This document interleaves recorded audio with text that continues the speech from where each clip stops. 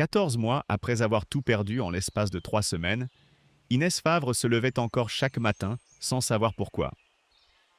À 38 ans, elle avait des mains qui avaient recousu des soldats dans la poussière du Liban et qui ne savaient plus quoi tenir. Elle vivait dans un appartement que personne ne visitait plus, gardant les dessins sur le réfrigérateur et la veste dans l'entrée comme une sentinelle dans un musée fermé. Le seul être qui ne la quittait pas, c'était un chien de 60 kilos dont le souffle régulier la nuit était la seule chose qui l'empêchait de flotter hors du monde. Un matin, elle a pris un vieux sac de randonnée. Pas pour guérir, juste pour ne plus entendre la forme exacte du silence. Mais la montagne ne l'attendait pas. Elle l'a avalé. Et dans ce noir-là, au fond d'un abri que personne n'avait ouvert depuis des décennies, son chien a trouvé quelque chose. Une chose enfouie, oubliée, qui n'attendait qu'elle. Et ça a tout changé. Si vous avez déjà porté un deuil que personne autour de vous ne pouvait vraiment mesurer, cette histoire est pour vous. Abonnez-vous et dites-moi en commentaire quel lieu vous a aidé à respirer quand tout le reste vous étouffait. L'appartement sentait le café froid et le silence. Inès Favre se tenait debout devant la fenêtre de la cuisine, les yeux posés sur les toits de Lyon sans vraiment les voir. La lumière d'octobre entrait de biais, découpant un rectangle pâle sur le carrelage, et ce rectangle traversait exactement l'endroit où Théo s'asseyait autrefois pour dessiner, à même le sol, les genoux repliés sous lui, ses crayons éparpillés comme des bâtons de Mikado. Il avait 6 ans. Il aurait eu 7 en novembre. Inès ne bougea pas. Elle avait appris à ne pas bouger quand la mémoire frappait. Si elle restait immobile, la douleur passait à travers elle comme une vague, sans trouver de prise. Si elle bougeait, si elle touchait quoi que ce soit, la vague l'emportait. Le médecin militaire en elle connaissait ce mécanisme. Le choc, la dissociation, l'engourdissement. Elle savait nommer chaque étape de son propre effondrement avec une précision clinique qui ne servait absolument à rien. Rémi était mort le premier. Une mission au sud du Liban. Un convoi, un engin explosif improvisé sur une route que tout le monde croyait sécurisée. On lui avait annoncé la nouvelle dans un bureau blanc à Beyrouth, avec des mots choisis et un verre d'eau qu'elle n'avait pas touché. Elle avait hoché la tête. Elle avait signé des papiers. Puis elle était retournée à l'infirmerie de campagne parce qu'il y avait des blessés à soigner et que les blessés n'attendaient pas qu'on finisse de mourir à l'intérieur. Théo, c'était 3 semaines plus tard. Une fièvre soudaine, des vomissements, une raideur dans la nuque qui avait fait bondir le cœur d'Inès avant même que son cerveau ne forme le mot. Méningite. Elle avait posé ses mains sur le front brûlant de son fils, ces mêmes mains qui avaient recousu des soldats dans la poussière, et elle avait su. L'évacuation sanitaire avait mis 11 heures. Théo en avait tenu 9. Elle était médecin. Elle savait exactement ce qui se passait à chaque minute dans le petit corps de son fils, et elle n'avait rien pu faire d'autre que le tenir contre elle en comptant ses respirations, jusqu'à ce qu'il n'y en ait plus. Cela faisait 14 mois. L'appartement n'avait pas changé. Les dessins de Théo étaient encore sur le réfrigérateur, maintenus par des aimants en forme de fruits. La veste de Rémi pendait toujours dans l'entrée. Inès vivait parmi ces objets comme un gardien dans un musée fermé, veillant sur des pièces que personne ne viendrait plus voir. Un souffle chaud se posa sur sa main. Orage. Le patou se tenait à côté d'elle, sa grande tête blanche appuyée contre sa paume, ses yeux sombres levés vers elle avec cette patience immense que seuls les très grands chiens possèdent. Il pesait 60 kilos. Son pelage épais sentait la laine et la terre. Et quand il se couchait contre elle la nuit, le poids de son corps sur ses jambes était la seule chose qui empêchait Inès de se sentir flotter hors du monde. Orage avait servi avec elle au Liban. Il connaissait le bruit des détonations, l'odeur du sang séché, les nuits sans sommeil. Il connaissait aussi le silence qui suit. Il ne la quittait jamais, pas même pour aller boire. Il attendait qu'elle bouge la première, puis il la suivait, son souffle régulier comme un métronome qui disait simplement « Je suis là ». Ce matin-là, Inès prit son sac. Pas le sac de voyage, pas celui des missions. Le vieux sac de randonnée qui dormait en haut du placard depuis 3 ans. Elle y glissa une gourde, une lampe frontale, une couverture de survie, un briquet. Des gestes automatiques, hérités d'une vie où la préparation pouvait faire la différence entre revenir et ne pas revenir. Elle ne cherchait pas à guérir. Elle voulait juste ne plus entendre le silence de l'appartement, ce silence qui avait la forme exacte des voix disparues. 3 heures de route. L'autoroute, puis les lacets, puis la vallée de la Maurienne qui s'ouvrait entre les montagnes comme une main creusée. Inès gara la voiture au départ du sentier, au-dessus de Modane. Le ciel était clair, l'air vif, chargé de cette odeur d'automne alpin qui mêle la résine et la roche froide. Orage descendit du coffre, huma l'air longuement, puis regarda Inès. Elle ajusta les sangles de son sac, verrouilla la voiture et commença à marcher. Le sentier montait entre les mélèzes dont les aiguilles commençaient à virer alors. Tout était calme. Trop calme peut-être. Quelque chose dans l'air avait déjà changé, mais elle ne le savait pas encore. Pendant la première heure, la montagne fut douce. Le sentier montait en lacets réguliers à travers une forêt de mélèzes, dont les aiguilles dorées tapissaient le sol comme un tapis usé par des siècles de pas. L'air sentait la résine, la mousse humide et cette odeur minérale propre aux altitudes où la roche affleure sous une fine peau de terre. Inès marchait sans penser, ou plutôt en laissant les pensées venir et repartir sans les retenir. C'était pour cela qu'elle était là. En ville, les souvenirs restaient coincés entre les murs. Ici, ils avaient de la place pour se disperser. Orage trottait devant elle, son pelage blanc se fondant par instants dans les plaques de brume qui s'accrochaient au creux du terrain. Il s'arrêtait parfois pour renifler une racine ou le bord d'un ruisseau, puis repartait en jetant un regard par-dessus son épaule, vérifiant qu'elle suivait. Ce rythme entre eux n'avait pas besoin de mots. Il existait depuis le Liban, depuis les patrouilles de nuit où le silence était une question de vie, et où la seule communication passait par le souffle, la posture, la direction du regard. Un jet cria quelque part dans la canopée. Inès leva les yeux. À travers les branches, le ciel avait changé. Ce qui était bleu pâle 1 heure plus tôt avait viré au gris de plomb, une masse compacte qui semblait descendre sur la vallée comme un couvercle. Le vent tourna d'un coup. Il n'arriva pas progressivement, il frappa. Une gifle glaciale venue de l'ouest qui coucha les hautes herbes et arracha d'un coup les aiguilles des mélèzes, les projetant en nuées horizontales. Orage s'arrêta net, les oreilles plaquées, le museau pointé vers le ciel. Inès connaissait ce comportement. En mission, quand Orage se figeait ainsi, cela signifiait danger immédiat. La grêle arriva la première. Des billes d'urs qui rebondissèrent sur les rochers et cinglèrent la peau comme des éclats de verre. Inès releva sa capuche et baissa la tête. Mais en quelques secondes, la grêle céda la place à une pluie si violente qu'elle effaça le paysage. Le sentier devint un torrent. La terre rouge se liquéfia sous ses semelles, les balises jaunes peintes sur les rochers disparurent sous des coulées de boue. Inès fit 3 pas en avant et glissa. Son genou heurta une pierre. La douleur remonta dans sa cuisse comme une décharge. Elle se releva, essuya ses mains boueuses sur sa veste et chercha des yeux le prochain repère. Il n'y en avait plus. La pluie tombait si dense qu'elle ne voyait pas à 10 mètres. Le sentier, ou ce qu'elle croyait être le sentier, se divisait en rigoles qui partaient dans toutes les directions, creusant de nouveaux chemins qui n'existaient pas 5 minutes plus tôt. La panique monta. Pas celle des civils, pas le vertige ni les cris, celle qu'elle connaissait. La panique militaire, froide, qui commence par une accélération du pouls et un rétrécissement du champ visuel. Inès s'arrêta. Respire. 4 secondes dedans, 4 secondes dehors. Évalue. Le sol n'était plus fiable. La visibilité était nulle. La température chutait. Elle portait une veste technique, mais pas de vêtements pour une nuit en altitude. Son téléphone n'avait plus de signal depuis 20 minutes. Elle était perdue. Le mot tomba dans son esprit avec un poids étrange, presque familier. Perdue. Comme si elle l'avait toujours été et que la montagne ne faisait que rendre visible ce que Lyon cachait sous ses murs et ses routines.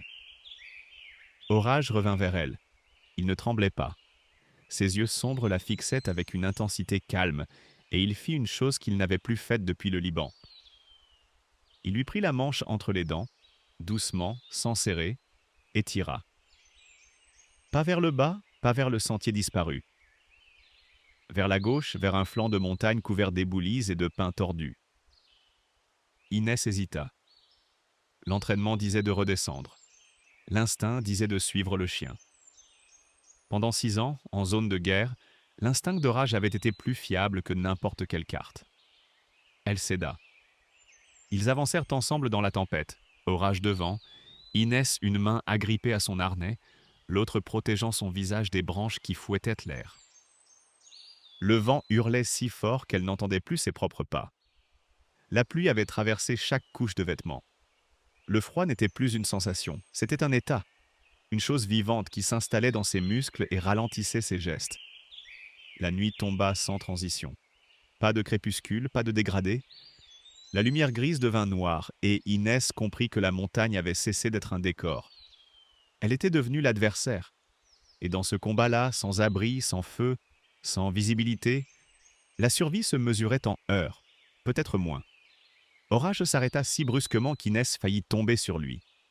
Sa main cramponnée au harnais sentit chaque muscle du chien se verrouiller d'un coup, comme un mécanisme qui s'enclenche. Les oreilles dressées, la queue rigide, le corps entier orienté vers un point précis dans l'obscurité à leur gauche. Puis il gronda. Pas le grondement d'alerte qu'il réservait aux intrus, pas celui de la peur. Un son grave, continu, qui venait du fond de sa poitrine et qu'Inès n'avait entendu qu'une seule fois auparavant, au Liban, la nuit où il avait retrouvé un soldat blessé sous un éboulement à 30 mètres du chemin balisé.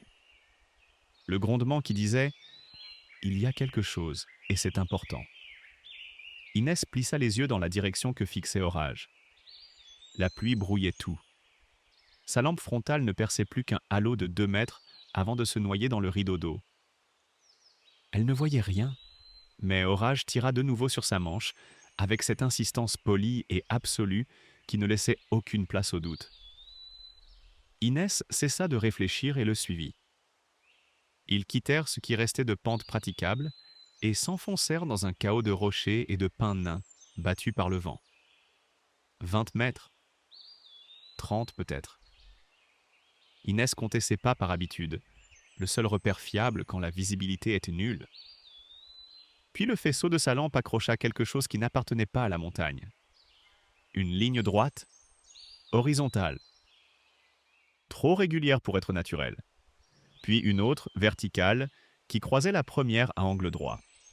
Des murs.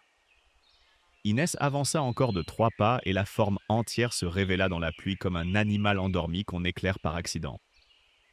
C'était massif, encastré dans le flanc rocheux, comme si la montagne l'avait à moitié avalé puis renoncé à le digérer. La base était en pierre sèche, des blocs de schiste empilés avec une précision qui trahissait des mains patientes et compétentes. Au-dessus, des madriers épais formaient des murs croisés à la manière des chalets d'alpage, mais plus bas, plus trapus, construits pour résister à la charge de la neige et à la fureur du vent. Et au centre de la structure, comme un cœur de métal autour duquel tout le reste avait poussé, Inès distingua une forme courbe qu'elle ne comprit pas immédiatement. Des roues. 2 grandes roues à rayons, rouillées au point d'être presque orange, à demi enfouies dans la terre et les racines. Un essieu massif reliait la structure au rocher. Ce n'était pas un chalet ordinaire. Quelqu'un avait pris un ancien wagonnet de câbles miniers, un de ces chariots suspendus qui transportèrent le schiste ou l'ardoise le long des pentes au XIXe siècle, et l'avait transformé en ossature d'un abri permanent. Les parois du wagonnet, renforcées par la pierre et le bois, formèrent le noyau de la construction. Le reste avait été ajouté autour, mur après mur, poutre après poutre, par quelqu'un qui avait eu le temps, la nécessité et l'obstination de bâtir un refuge capable de tenir 100 ans. Et il avait tenu. La porte était basse, étroite, faite de planches épaisses assemblées par des clous forgés à la main, dont les têtes dépassaient comme de petits champignons de fer noir. Il n'y avait pas de serrure, juste un loquet de bois durci par le temps. Inès posa la main dessus et hésita. Le vent hurlait dans son dos, La pluie martelait ses épaules, le froid avait engourdi ses doigts, au point qu'elle sentait à peine le bois sous sa paume. Mais entrer dans un lieu inconnu, dans le noir, seul, allait contre chaque fibre de son entraînement. On ne pénètre pas dans un bâtiment non sécurisé sans savoir ce qu'il contient. Orage trancha pour elle. Il poussa la porte du museau, se glissa à l'intérieur et disparut dans l'obscurité. Inès entendit ses griffes sur un sol dur, un bruit de pierre ou de bois sec. Puis le silence. 10 secondes. 15. Orage réapparut dans l'encadrement. Il s'assit, la regarda, et sa queue balaya le sol une seule fois. Dans leur langage commun, forgé sur des années de mission, c'était la phrase la plus claire du monde. « C'est sûr, tu peux entrer. » Inès baissa la tête, franchit le seuil et entra. L'air changea instantanément. Dehors, le monde était eau, vent, bruit et froid. À l'intérieur, tout s'arrêtait. L'air était sec, immobile, étrangement tiède par contraste, chargé d'une odeur de cendres anciennes, de pin résineux et de cette senteur particulière que dégagent les vieux bois quand ils ont absorbé des décennies de fumée et de silence. Le son de la tempête devint lointain, étouffé par l'épaisseur des murs, réduit à un grondement sourd qui faisait vibrer les pierres sans les ébranler. Inès referma la porte derrière elle. Le loquet retomba en place avec un claquement sec. La tempête disparut. Et dans ce noir absolu, debout dans un lieu bâti par des mains qu'elle ne connaîtrait jamais, Inès sentit pour la première fois depuis 14 mois que quelque chose de plus grand qu'elle venait de se refermer autour d'elle. Non pas un piège, un abri, comme si le chalet l'avait attendu. Le faisceau de la lampe frontale balaya l'intérieur du chalet comme un doigt tremblant pointé vers l'inconnu. Inès tourna lentement la tête et laissa la lumière révéler la pièce par fragments. Le plafond bas, à peine 1,80 m, formé de poutres noircies par des décennies de fumée. À gauche, une banquette taillée directement dans la roche du flanc de montagne, recouverte de planches usées dont le bois avait pris la couleur de l'os. En face, des étagères clouées au mur portèrent des objets figés dans la poussière comme des pièces de musée oubliées. Une tasse en étain cabossée.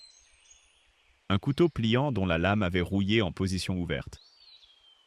Un rouleau de corde si ancien que les fibres s'étaient soudées entre elles. Tout était couvert d'une poudre grise et fine, uniforme, la patine du temps qui avait scellé chaque surface sans rien déplacer. L'endroit ressemblait à une chambre qu'on aurait quittée un matin en pensant revenir le soir, et le soir n'était jamais venu. Au centre de la pièce, trapu comme un animal accroupi, un poêle en fonte reposait sur un socle de pierre plate. Son tuyau montait verticalement puis courbait à angle droit pour disparaître dans le mur, à travers une ouverture maçonnée avec soin. Inès s'approcha, passa la main sur la surface du métal. Froid, mais intact. Les joints étaient serrés, la porte du foyer s'ouvrait encore sur ses gonds avec un grincement qui résonna dans le silence, comme un mot prononcé après des années de mutisme. Sous l'étagère la plus basse, elle trouva du petit bois. Pas des brindilles ramassées au hasard, mais des bûchettes fendues, rangées en quinconce, préparées par quelqu'un qui savait que le prochain feu pourrait être une question de survie. Le bois était si sec qu'il se brisait entre les doigts, avec un craquement net. Inès disposa les morceaux dans le foyer, froissa une poignée de fibres de corde effilochées en guise d'amadou et fit jouer son briquet. La flamme prit immédiatement, vive, jaune, presque joyeuse. Pendant 3 secondes, la lumière dansa sur les murs et Inès sentit quelque chose dans sa poitrine se desserrer. Puis la fumée arriva. Pas un filet, un reflux brutal, une masse grise et âcre qui jaillit de la porte du poêle et envahit la pièce comme de l'eau qui remonte. Inès recula, les yeux brûlants, la gorge en feu. Elle toussa si fort que ses côtes protestèrent. Orage aboya, un aboiement court et sec, puis se plaqua au sol, le museau entre les pattes, les yeux plissés contre la fumée. Inès referma la porte du foyer d'un geste brusque pour étouffer la flamme. La fumée resta, suspendue dans l'air comme un reproche. Le tirage ne fonctionnait pas. Le conduit était bloqué, ou mal orienté, ou les deux. Elle connaissait le problème. Dans les refuges de montagne, le vent pouvait inverser le tirage et transformer un poêle en piège. Sans feu, la nuit serait longue. Peut-être trop longue. Orage toussa une fois, puis se releva et fit une chose inattendue. Il s'approcha du mur à droite du conduit et se mit à gratter la pierre de sa patte avant, méthodiquement au même endroit, avec cette obstination précise qu'il réservait au travail de détection. Inès le regarda faire pendant 10 secondes, puis s'approcha et orienta sa lampe vers la zone que le chien indiquait. La poutre de pierre qui surmontait l'ouverture du conduit n'était pas lisse. Des marques courèrent sur sa surface, trop régulières pour être naturelles, trop profondes pour être accidentelles. Des lettres. Quelqu'un avait gravé des mots dans la pierre avec un outil pointu, chaque caractère creusé avec patience, pensé pour durer. Inès essuya la poussière du revers de sa manche et lut. Vent d'ouest, fermer le clapet haut, ouvrir le bas à moitié. Vent de sud, les deux ouverts. Tempête, clapet haut fermé, souffler 3 fois dans la grille basse avant d'allumer. Elle relut, puis une 3e fois. Quelqu'un, 130 ans plus tôt, assis peut-être exactement où elle se tenait, avait gravé ses instructions pour celui qui viendrait après. Pas un message, pas une plainte, pas une prière. Un mode d'emploi. La voie la plus pratique et la plus généreuse qu'un mort puisse laisser au vivant. Inès sentit ses yeux piquer, et cette fois ce n'était pas la fumée. Le vent dehors venait de l'ouest, elle le savait par la direction de la pluie sur la porte. Elle localisa les clapets le long du tuyau, 2 petites trappes de fonte à peine visibles sous la crasse. Elle ferma le haut, ouvrit le bas à moitié, exactement comme la pierre le disait. Puis elle rouvrit la porte du foyer, se pencha vers la grille inférieure et souffla. 1 fois, 2 fois, 3 fois. Un appel d'air monta dans le conduit avec un soupir grave, presque humain. Elle ralluma le briquet. La flamme hésita, vacilla, puis s'éleva droit vers le tuyau. La fumée monta. Elle ne revint pas. En 1 minute, le feu prit sa place dans le poêle comme s'il l'avait toujours occupé. La lumière orange se répandit dans le chalet, léchant les murs de pierre, les poutres noires, le pelage blanc d'orage qui s'était couché près du foyer, les yeux mi-clos. La chaleur vint ensuite, lente, enveloppante, et Inès s'assit sur la banquette de roche, le dos contre le mur froid qui tiédissait déjà. Dehors, la tempête hurlait. Dedans, le feu craquait doucement. Et entre les deux, assise dans la lumière d'un homme qu'elle ne connaîtrait jamais, Inès sentit pour la première fois depuis des mois quelque chose qui ressemblait, de très loin, à un refuge. Au même moment, 700 mètres plus bas dans la vallée, le lieutenant Noémie Blanchard fixait l'écran radar de la station du PGHM de Modane en serrant les mâchoires si fort que ses molaires protestaient. La masse nuageuse qui couvrait la Maurienne était d'un violet presque noir, compact, immobile au-dessus des crêtes comme un animal qui refuse de bouger. 32 ans de vie dans ces montagnes et Noémie n'avait vu ce type de formation qu'une poignée de fois.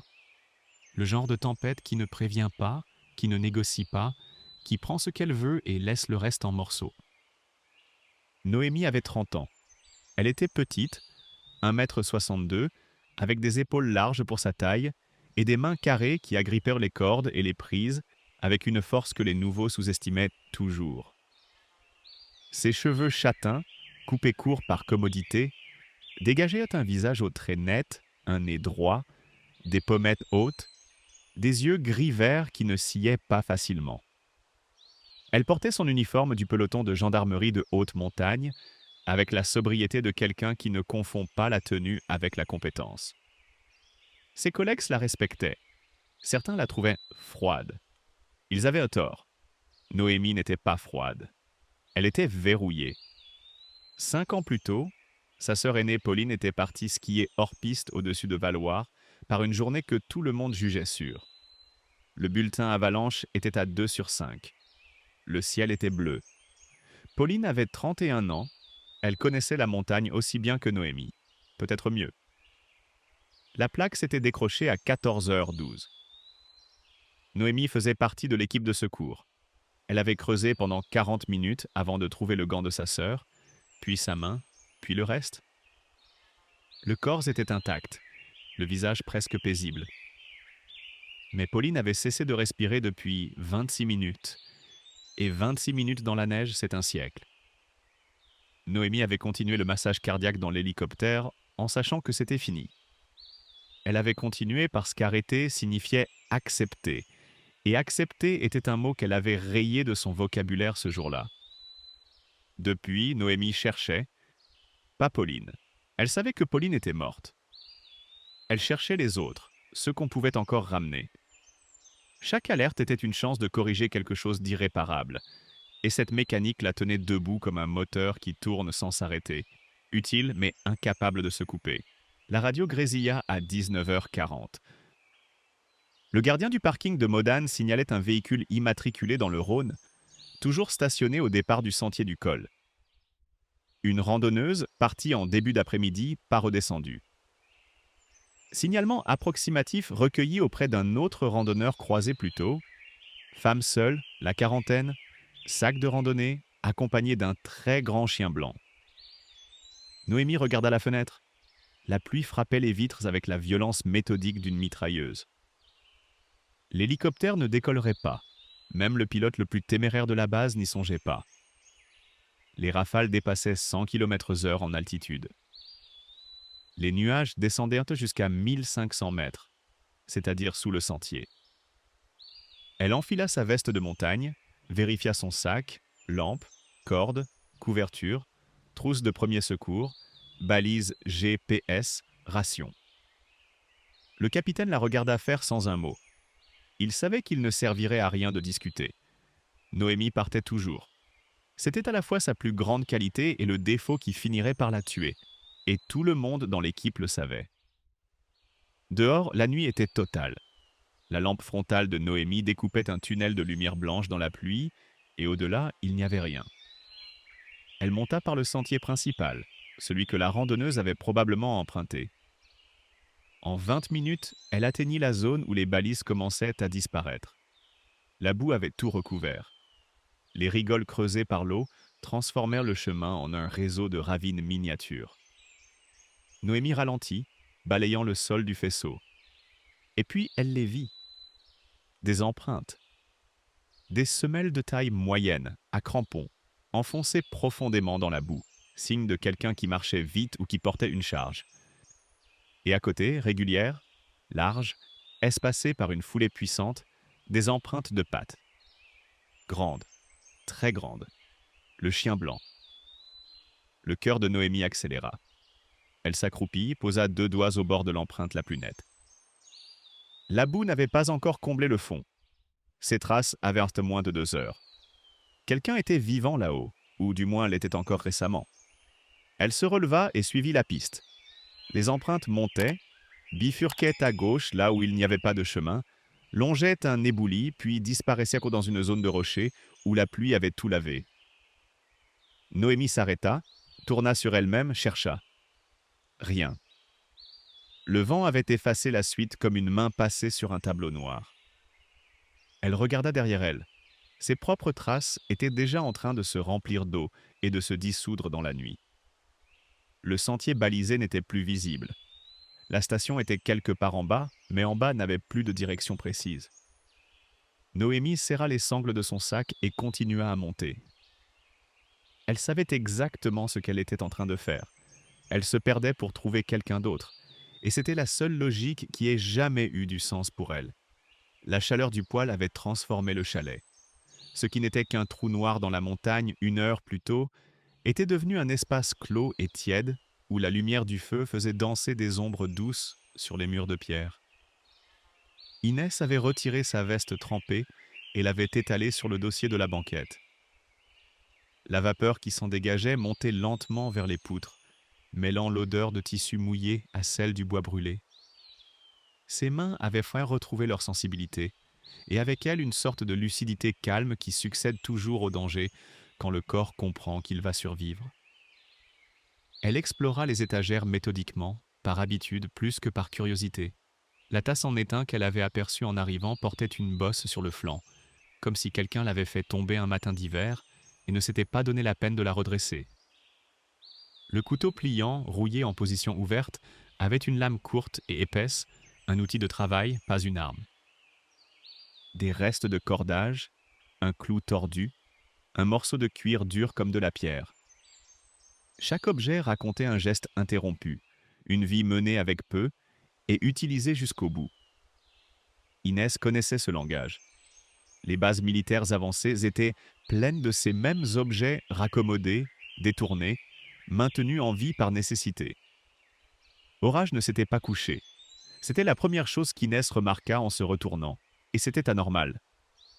Après une marche épuisante et 1 heure de chaleur, n'importe quel chien se serait effondré près du feu. Mais Orage était debout, le museau collé à la paroi de pierre à droite du poêle, exactement là où le mur du chalet rejoignait la roche brute de la montagne. Il reniflait en suivant une ligne précise, horizontale, à mi-hauteur. Puis il recula, gémit une fois, revint vers Inès, la fixa, retourna au mur et recommença. Le même trajet, le même gémissement, le même regard. Inès connaissait ce comportement par cœur. En mission, Orage faisait exactement cela quand il détectait quelque chose de dissimulé. Un objet enfoui, une cache, une cavité derrière une surface qui paraissait pleine. Le chien ne se trompait pas.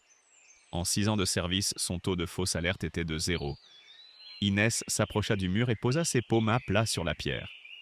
Froide, rugueuse, apparemment solide. Elle pressa, tâta, fit glisser ses doigts le long des joints. La maçonnerie était serrée, les blocs de schiste imbriqués avec la même précision que le reste de la construction. Mais au niveau exact où Orage reniflait, un bloc était différent.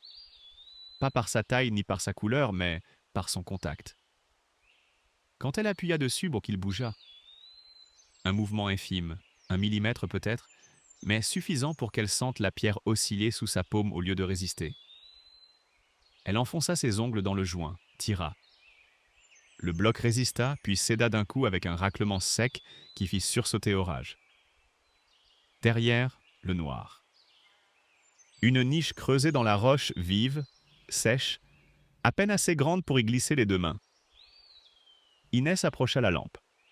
Au fond de la cavité reposait un paquet enveloppé dans un cuir sombre, huilé, plié avec un soin qui ne laissait aucun doute sur l'importance de son contenu.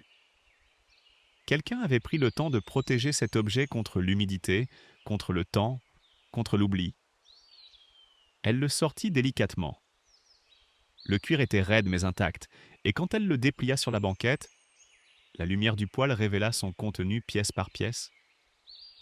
Un cahier d'abord, relié par une couture grossière, ses pages jaunies par le temps mais miraculeusement préservées par l'enveloppe de cuir.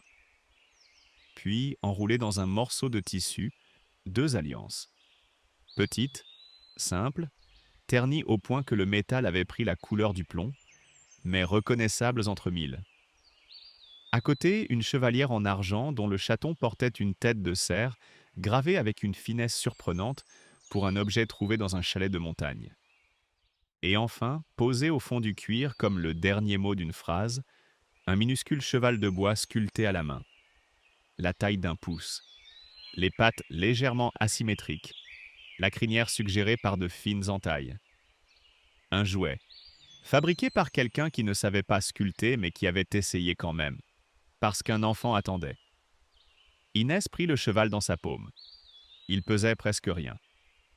Elle resta immobile un long moment, le feu craquant doucement à côté d'elle. Orage enfin couché à ses pieds. Puis elle ouvrit le cahier à la première page. L'écriture était serrée, penchée, tracée à l'encre brune par une main habituée au travail plus qu'à la plume. Inès lut la première ligne et le chalet tout entier sembla retenir son souffle. « Je m'appelle Auguste Perret, et si quelqu'un lit ces lignes, c'est que nous n'avons pas survécu à l'hiver. » Auguste Perret était mineur de schiste à la carrière de Montvernier. Il avait 34 ans quand le choléra était descendu dans la vallée de la Maurienne, à l'automne 1891, porté par un colporteur venu de Turin qui s'était arrêté boire à la fontaine du village un mardi de septembre. En 3 semaines, le mal avait pris 11 personnes. Le curé d'abord, puis la femme du forgeron, puis 3 enfants de la même famille, l'un après l'autre, comme des bougies soufflées par un courant d'air. Inès lisait lentement, déchiffrant l'écriture serrée d'Auguste à la lumière vacillante du poêle. L'encre brune avait pâli par endroits, et certains mots étaient devenus des fantômes qu'il fallait deviner plus que lire. Mais la voix de l'homme traversait le temps avec une clarté brutale. Il ne se plaignait pas, il décrivait. Il avait pris sa décision le soir où l'on avait trouvé le corps du petit Gaston Marcellin, 5 ans, au bord du lavoir.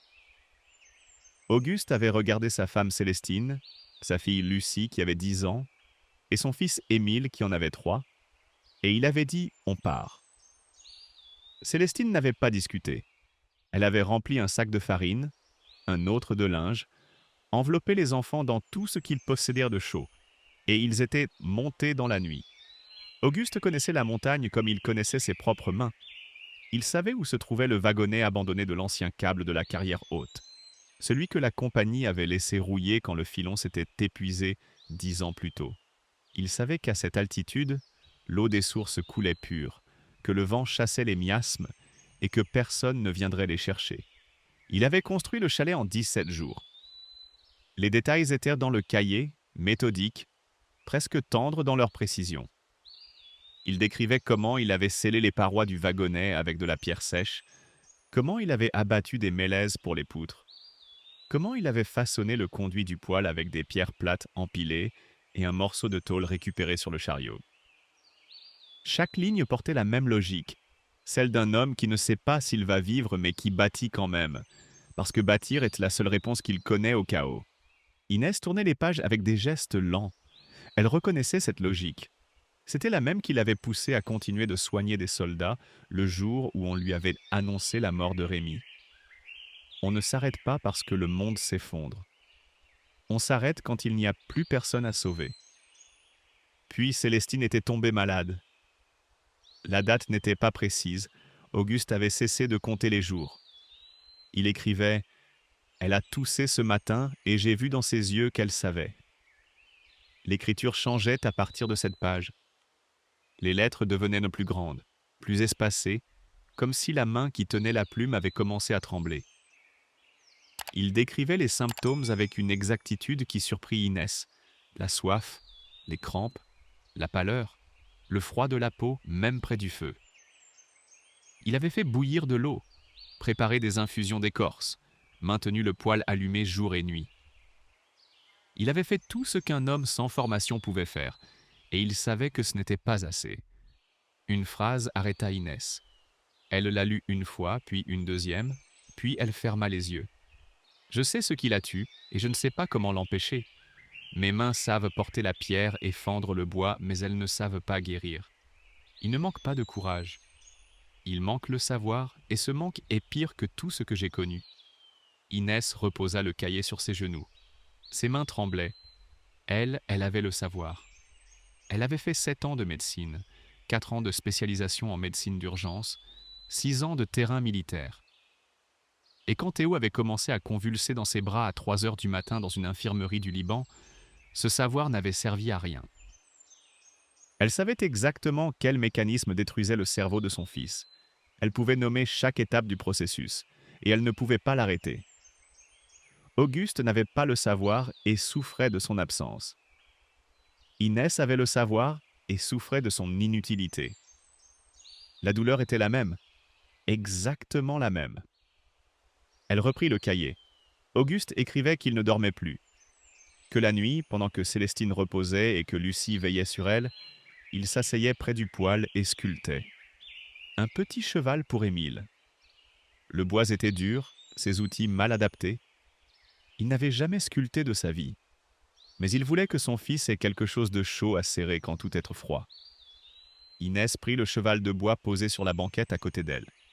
Il tenait entre 2 doigts. Les pattes inégales, la tête un peu trop grosse, la crinière taillée avec un couteau de mineur qui n'avait jamais été conçu pour ce travail. Mais chaque entaille portait l'intention d'un père qui ne pouvait plus protéger son enfant de la maladie et qui avait trouvé la seule chose encore possible.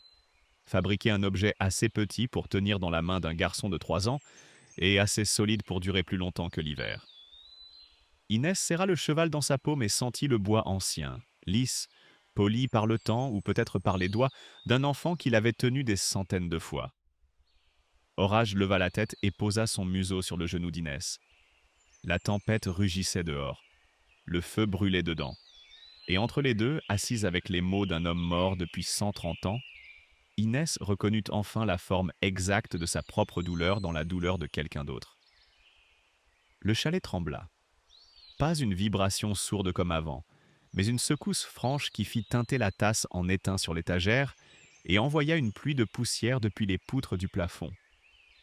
Dehors, le vent avait changé de registre. Ce n'était plus un hurlement continu, mais des coups, des rafales brutales qui frappaient les murs de pierre comme des poings, suivis d'un silence d'une seconde avant le coup suivant. Une branche, peut-être un tronc entier, percuta le flanc du chalet avec un bruit sourd qui résonna dans la poitrine d'Inès comme un second cœur. Elle se leva d'un bond, repéra une poutre appuyée dans l'angle près de la porte et la cala en travers, un pied contre le seuil de pierre, l'autre contre le battant de bois. La porte gémit sous la pression du vent mais tint. Orage se colla contre sa jambe, tout le flanc pressé contre elle, et à travers le tissu de son pantalon, Inès sentit le cœur du chien battre, rapide, puissant, régulier. Ce rythme l'ancra. Elle posa une main sur la tête d'Orage, l'autre tenant encore le cahier d'Auguste, et se rassit sur la banquette. Il restait une page. Inès l'avait vue en tournant les feuillets, une seule page après un blanc de plusieurs jours, l'écriture visiblement différente avant même de la lire. Elle l'ouvrit. Les lettres avaient changé. Elles n'étaient plus serrées et penchées. Elles étaient grandes, espacées, tracées avec une lenteur qui se devinait dans l'épaisseur inégale de l'encre. Certaines tremblaient. D'autres s'interrompaient au milieu d'un mot, comme si la main avait dû se reposer avant de reprendre. Auguste n'écrivait plus en homme qui consigne. Il écrivait en homme qui sait que c'est la dernière fois. Célestine s'est éteinte hier au matin. Lucie ne parle plus depuis. Émile demande sa mère et je n'ai pas les mots. J'ai mis les alliances ensemble dans le cuir avec la chevalière de mon père et le cheval que j'ai taillé pour le petit. Je mets ce cahier avec le reste. Puis une ligne seule, séparée du texte par un espace qui ressemblait à un souffle pris avant de parler pour la dernière fois. Si quelqu'un trouve ce cahier, qu'il porte nos noms là où le soleil les atteint. Ne laissez pas la montagne nous garder pour elle seule. Inès referma le cahier. Elle le tint devant elle un instant, puis le serra contre sa poitrine, les deux bras croisés dessus, exactement comme on tient un enfant qu'on porte contre soi. Quelque chose craqua en elle. Pas de la douleur, pas cette lame familière qui tranchait sans prévenir. Autre chose, le mur. Celui qu'elle avait construit brique par brique depuis 14 mois. Celui qui la tenait debout en la tenant enfermée. Celui qui empêchait les souvenirs de l'atteindre, mais qui empêchait aussi tout le reste. Ce mur céda. Pas d'un coup. Comme une digue qui commence par une fissure et qui sait que le reste va suivre. Inès pleura. Sans bruit d'abord, puis avec des sanglots qui venaient du ventre. Profonds, laids, arrachés. Elle pleura pour Théo, pour Rémi, pour les mains qui ne guérissent pas, pour Auguste et Célestine, et pour un petit garçon de 3 ans qui avait serré un cheval de bois dans le froid. Orage ne bougea pas. Il posa sa tête sur les genoux d'Inès, ferma les yeux et resta là, son poids immense et doux comme une ancre qui empêche un navire de dériver dans la nuit. Ce fut le silence qui la réveilla. Après des heures de fracas, de hurlements de vent et de coups contre les murs, l'absence totale de bruit fut plus violente que n'importe quelle rafale. Inès ouvrit les yeux. Elle était couchée sur la banquette, le cahier d'Auguste encore serré contre elle, la couverture de survie tirée jusqu'aux épaules. Elle ne se souvenait pas de s'être allongée. Le poêle s'était éteint pendant la nuit, mais l'air restait tiède, retenu par l'épaisseur des murs comme un dernier souffle de chaleur. Une lumière grise, pâle, presque timide, filtrait par les fentes du volet et dessinait des lignes fines sur le sol de pierre. Inès se leva, écarta la poutre qui bloquait la porte et poussa le battant. La lumière du matin l'aveugla. Quand ses yeux s'ajustèrent, ce qu'elle vit lui coupa le souffle. La forêt avait été défaite. Des mélèzes centenaires gisaient, couchés en travers de la pente. leurs racines arrachées dressées vers le ciel comme des mains ouvertes. Des ravines profondes entaillaient le terrain, là où l'eau avait creusé pendant la nuit. Des blocs de roche avaient roulé, ouvrant des cicatrices brunes dans la mousse. Le sentier par lequel elle était arrivée n'existait plus. Il n'y avait plus de chemin, plus de repères, juste un chaos de bois brisé et de terre retournée qui rendait chaque direction aussi impraticable que les autres. Inès rentra dans le chalet. Elle plia la couverture de survie, la rangea dans son sac, puis prit les objets des Perret un par un. Le cahier d'abord, enveloppé dans le cuir huilé. Les alliances glissées dans la poche intérieure. La chevalière au cerf. Le cheval de bois qu'elle enroula dans son propre foulard avant de le caler au fond du sac, protégé par le tissu de chaque côté. Elle ne se posa pas la question de savoir si elle avait le droit de les prendre. Auguste avait demandé qu'on les porte là où le soleil les atteint. Elle avait pris sa décision. Orage aboya. Un aboiement bref, net, dirigé vers la lisière brisée de la forêt à 20 mètres du chalet. Inès se retourna, le cœur soudain tendu. Entre les troncs couchés, une silhouette avançait. Petite, large d'épaules, couverte de boue des genoux aux coudes, le visage marqué par une nuit sans sommeil. Un uniforme du PGHM sous une veste de montagne déchirée à l'épaule. La femme s'arrêta à la lisière de la clairière. Ses yeux gris-vert balayèrent le chalet, le poêle dont le tuyau fumait encore à peine, le grand chien blanc qui remuait la queue, puis Inès debout sur le seuil avec un sac à dos serré contre elle. « Je vous cherchais », dit Noémie Blanchard. Sa voix était rauque, usée par le froid et l'effort, mais ferme. Inès la regarda. Cette femme avait marché toute la nuit dans la tempête pour trouver quelqu'un qu'elle n'avait jamais rencontré. Il y avait dans cette obstination quelque chose qu'Inès reconnaissait, la même incapacité à accepter qu'une vie disparaisse sans qu'on ait tout essayé. « Quelqu'un d'autre m'a trouvé en premier », répondit Inès. Noémie fronça les sourcils sans comprendre, mais ne posa pas de questions. Elle indiqua la pente d'un mouvement de tête. « Il y a un passage par le ravin est. »« C'est raide, mais ça passe. Vous pouvez marcher ?» Ce n'était pas une question. Inès hocha la tête, ajusta les sangles de son sac, et elles partirent. Orage prit la tête, son pelage blanc se découpant sur la terre sombre, guidant les deux femmes à travers les décombres de la forêt vers la vallée qui attendait en bas.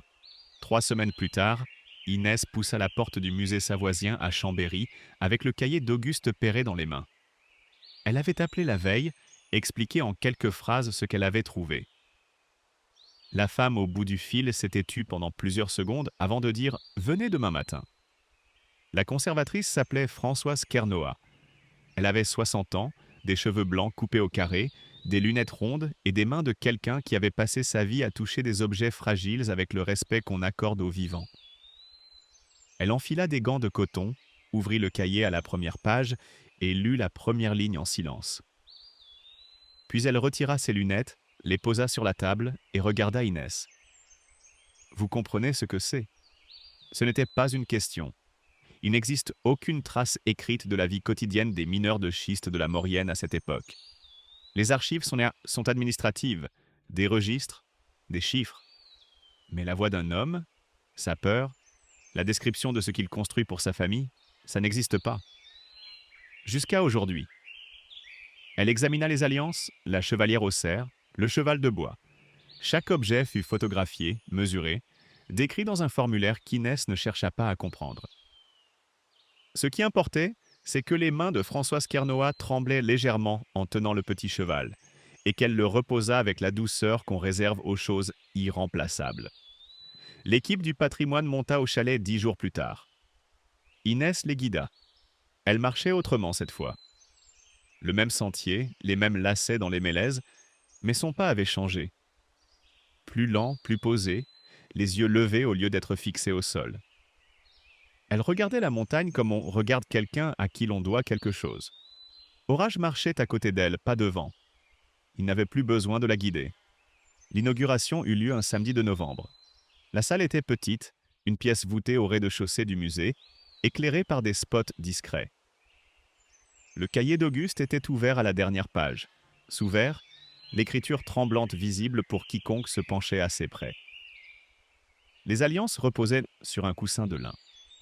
La chevalière au cerf brillait faiblement dans la lumière. Et le cheval de bois se tenait debout sur un socle, seul, minuscule, ses pattes inégales et sa crinière maladroite, exposées avec le même soin qu'un objet d'art. Une plaque en laiton était fixée au mur à l'entrée de la salle. Famille Perret, Maurienne, vers 1891. Découvert par Inès Favre et Orage. Des visiteurs circulaient lentement, parlaient à voix basse. Inès se tenait en retrait, les mains dans les poches de son manteau. Elle sentit un regard avant de le voir. Au fond de la salle, adossée au mur, Noémie Blanchard se tenait debout en civil, une veste sombre, les cheveux un peu plus longs qu'en octobre. Leurs yeux se croisèrent. Noémie ne sourit pas. Elle hocha la tête, un mouvement à peine visible, qui contenait tout ce qu'il y avait à dire entre deux personnes qui savent ce que chercher quelqu'un signifie vraiment. Inès hocha la tête en retour. Rien de plus, rien de moins. Dehors, le soleil d'automne tombait sur Chambéry, avec cette lumière dorée et basse qui allonge les ombres et réchauffe la pierre. Inès s'arrêta sur le parvis, Orage contre sa jambe. L'air sentait les feuilles mortes et le café de la brasserie d'en face. Elle regarda le ciel, puis la porte du musée derrière elle, puis la montagne au loin dont les crêtes découpèrent l'horizon. Là où le soleil les atteint, murmura-t-elle. Orage leva la tête vers elle. Et pour la première fois depuis très longtemps, Inès sentit que la lumière n'était pas seulement pour les noms gravés dans le cahier. Elle était aussi pour elle.